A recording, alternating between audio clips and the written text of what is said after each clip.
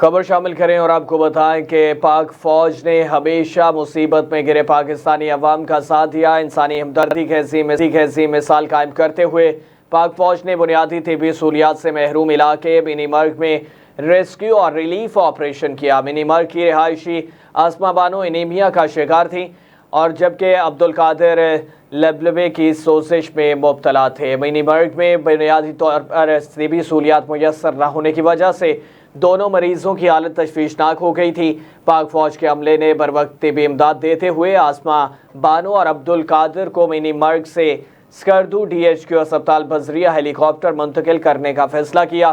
سڑکوں کی صورتحال خراب ہونے کے باعث دونوں مریضوں کو بزریہ ہیلی کاپٹر اسپتال منتقل کرنے کا فیصلہ کیا گیا۔ پاک فوج کی جانب سے دونوں مریضوں کو بروقت طبی امداد دی گئی، جس کے باعث اب ان کی حالت خطرے سے باہر ہے۔